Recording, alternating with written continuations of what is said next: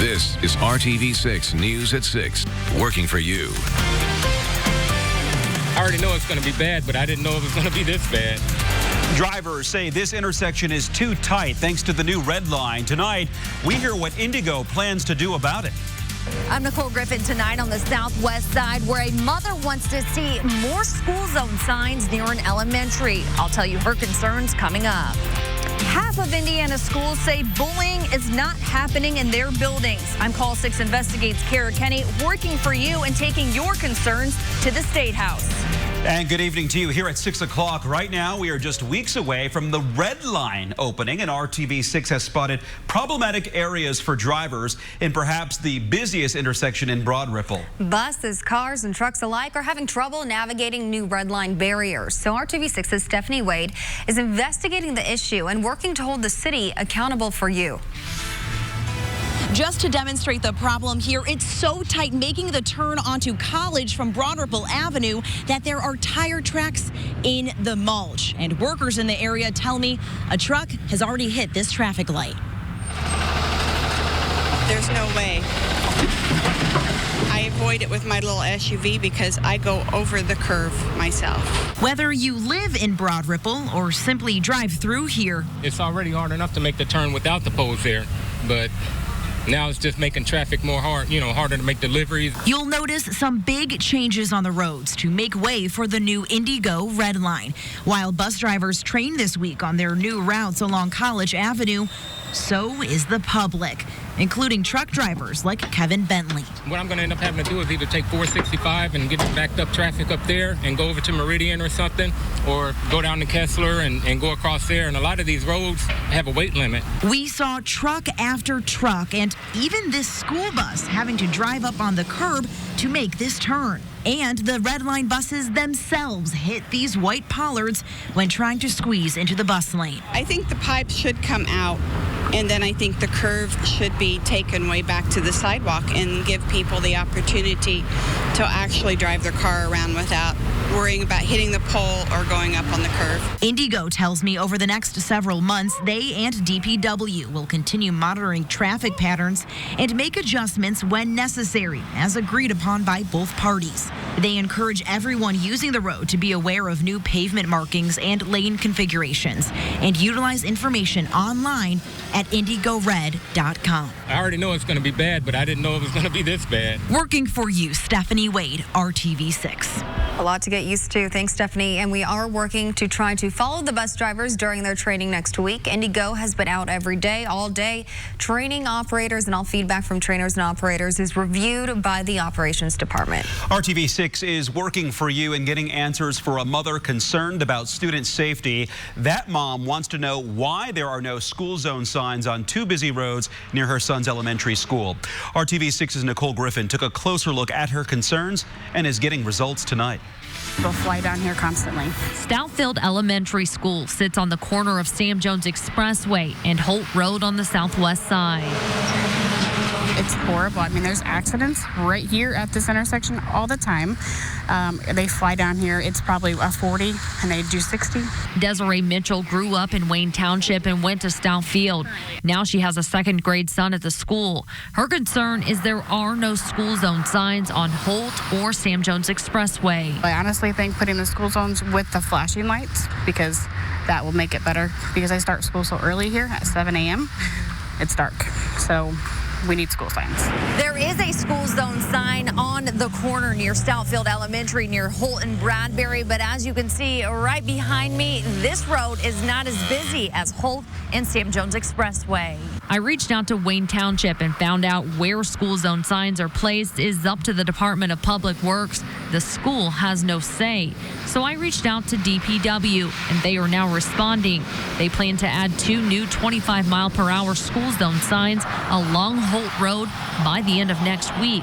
Signs this mom hopes will catch the attention of speeding drivers. To make awareness, to have drivers slow down, to make the city see that we need these signs right here at these intersections because it is a bad intersection. Working for you on the southwest side, Nicole Griffin, RTV6. Well, DPW says that because there is no direct access for pedestrians or vehicles onto school property from Sam Jones Expressway, they do not support reducing the speed there with a school zone sign. They say due to the volume and speed of traffic, reducing speed would create additional problems. A big traffic alert tonight for an interstate closure that takes effect in just a few hours. The RTV6 drone flew over I465 today on the southeast side. At 9 o'clock, the east and northbound lanes between I-65 and I-70 will close for 15 days for concrete and bridge work. INDOT says doing an entire shutdown rather than periodic lane closures allows them to get the work done in 15 days rather than 9 months. We don't want to be out here in the winter this upcoming year like we were last year. So these patches, these joint repairs will help smooth your ride. They will help us not be able to, be out here doing emergency pothole repairs in the winter time. So pretty critical. This section of 465 needs some maintenance, and we're ready to take a stab at it in the next 15 days. Now let's take a look at this area on the map. This will affect a lot of people in the Beach Grove area. I-465 eastbound and northbound between I-65 and I-70 will close at 9 p.m. and will reopen on Saturday, August 24th. Now to your Storm Team 6 forecast. What a day to spend at the State Fair or any outdoor activity. Really can't get much better than this, but will it last into the weekend? Storm Team 6 meteorologist Kyle Meltz is here to fill us in. Hey, Kyle. Yeah, Amanda, this is the kind of weather that we would like to carry through the next couple of days. It looks like it'll work out pretty good for us. Right now, we've got sunny skies, 83 degrees.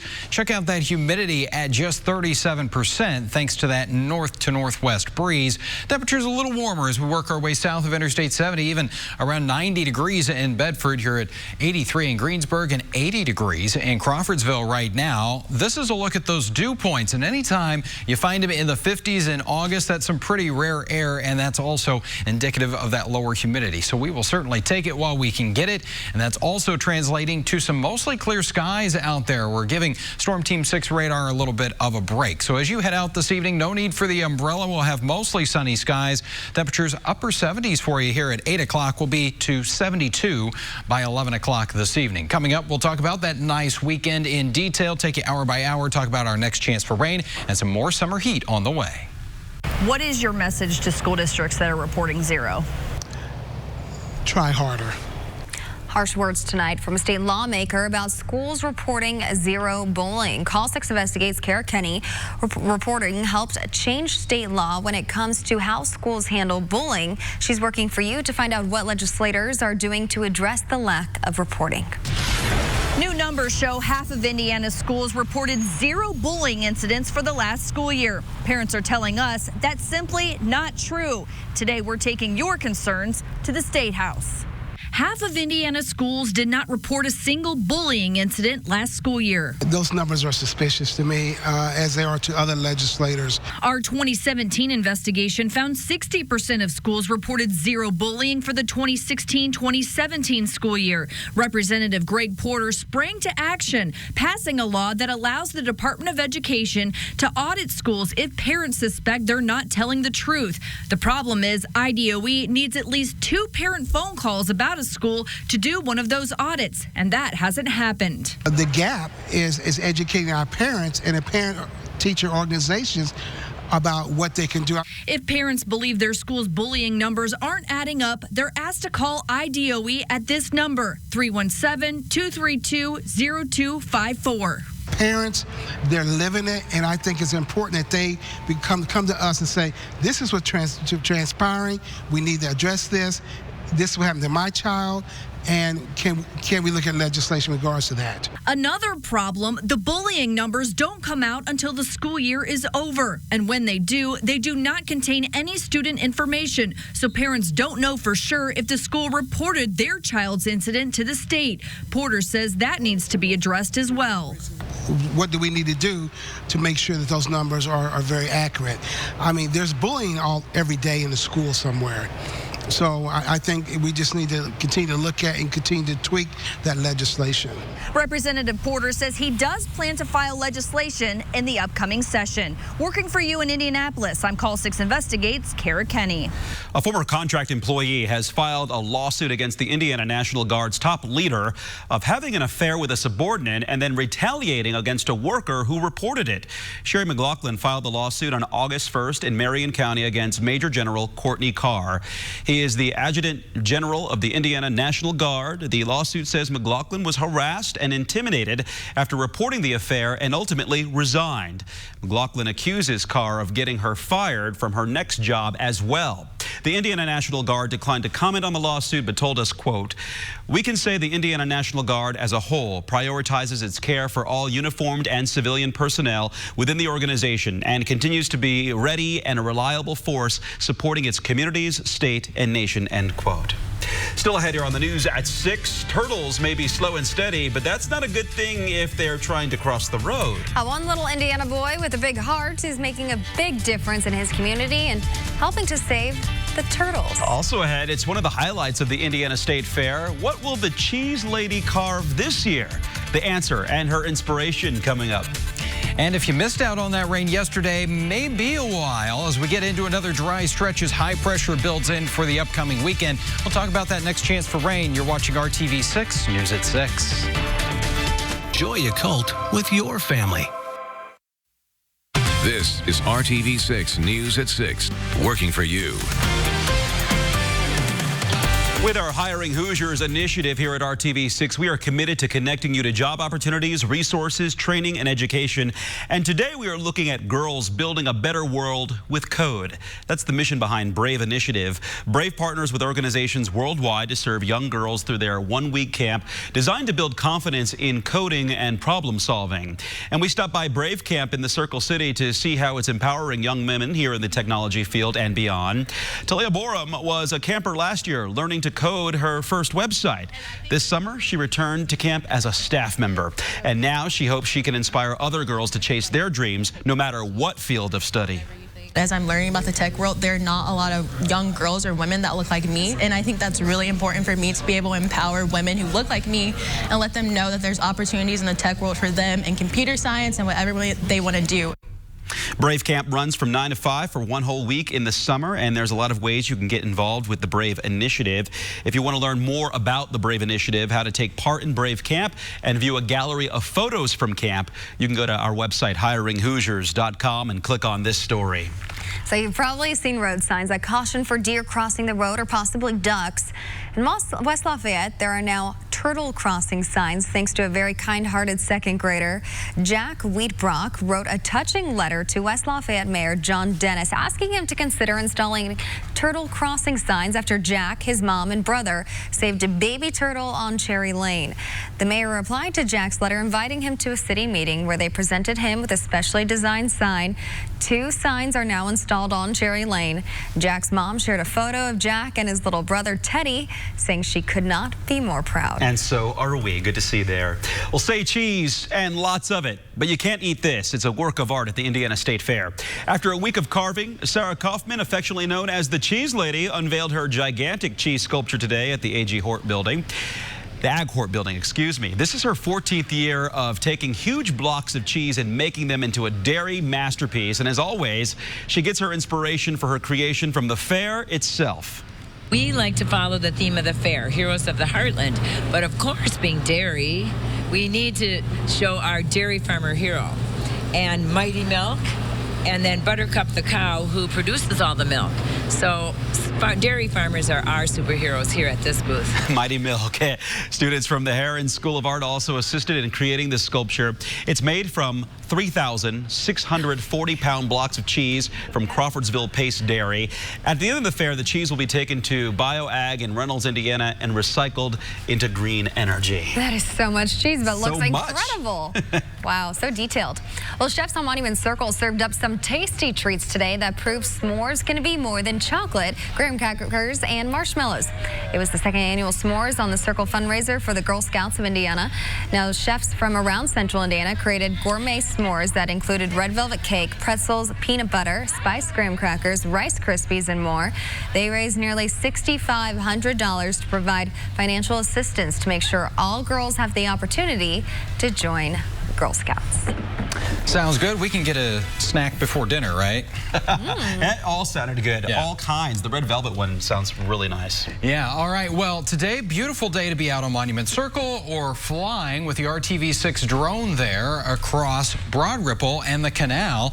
You can see we had some blue sky and the trees still looking pretty nice and green. Your lawn may need some water, though. It might be a little bit dry. We got some help yesterday in many communities. It's 83 degrees right now with sunny skies in Indy, 81 for you in Kokomo, Bloomington at 84 degrees, and that wind pretty light out of the north and northwest, 5 to 10 miles per hour, but it's that direction, which is making it a little more comfortable. And Storm Team 6 radar getting a break today and pretty much for all of the upcoming weekend. So if you are going to be heading out to the Indiana State Fair this evening, comfortable 80 degrees for you at 7 o'clock. The sun will set about 10 till 9 this evening with temperatures in the middle 70s at that point.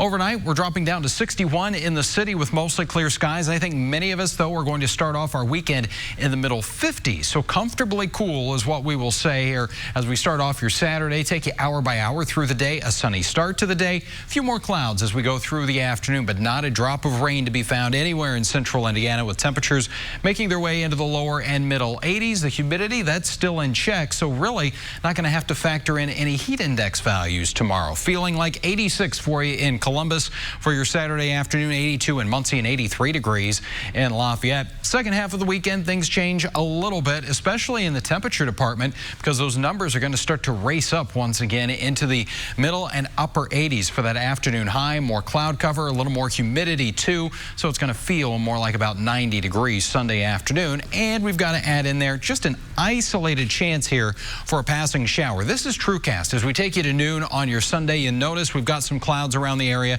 but there's some green returns there, especially around Fowler into Lafayette, Monticello, where we could see the best chance of a shower. But again, it's very limited. Most of us are not going to see any wet weather here the next couple of days. 7-day planning forecast as we put it all together for you, and much of Monday is expected to be dry as well and hot. Temperatures will get to around 88 degrees on Sunday, lower 90s on Monday afternoon, and then it's Monday evening, Monday night, better chance for some scattered showers and storms, and that may linger into our Tuesday. So we'll hold about a 30% chance for some needed rainfall there.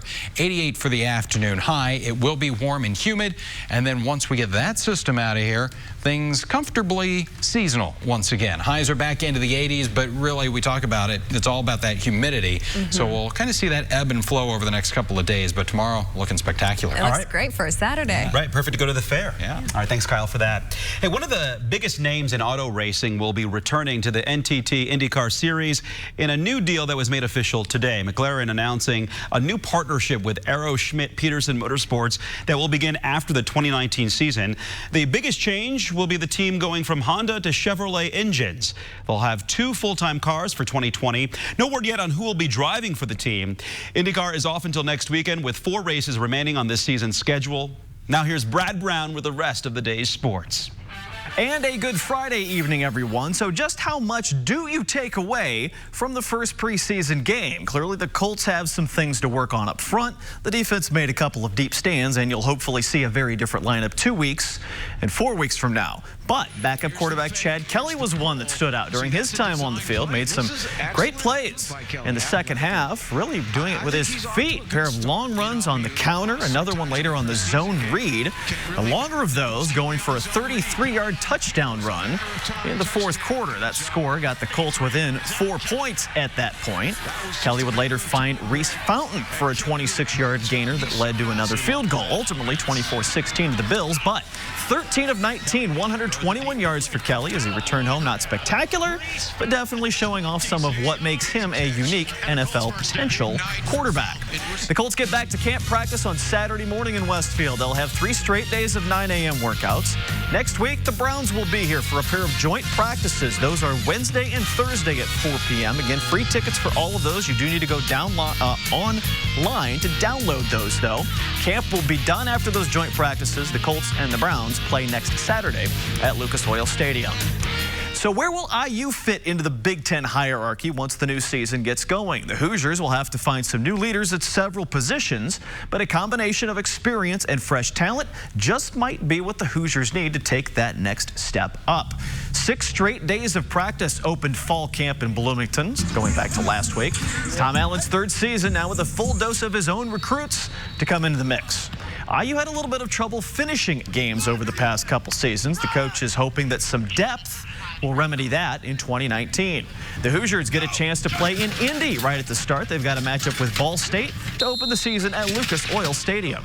First game is always a big deal. Oh, yeah. You know, it is. There's so much build up going into it and so much hard work, and you get a chance to play against somebody else for the first time. You think about it, we hadn't played against somebody else from the previous season. You know, we don't have any preseason games, and springtime is all internal. And so I just think to play in that you know, facility, it's NFL Stadium, it's a beautiful place, and it's just our guys are fired up. That'll be a noon game on August 31st. More of my talk with Coach Allen for you coming up tonight in our Sports Extra Spotlight at 11 o'clock. The Fever will be back home this weekend. Another slow start last night proved to be too much, even after another strong comeback. Indiana fell behind 15-2 against Washington. They came all the way back to tie and take the lead before halftime, would eventually go up by a bucket in the 3rd as well. Washington put together a pair of runs in the 2nd half and pulled away for a 91-78 win. Kelsey Mitchell led Indiana with 18 points. Candace Dupree scored 16, but 16 turnovers hurt their effort in the end. The Fever will play 3 of their next 5 on the road, but Saturday's game at home is against Atlanta. It starts at 3 o'clock.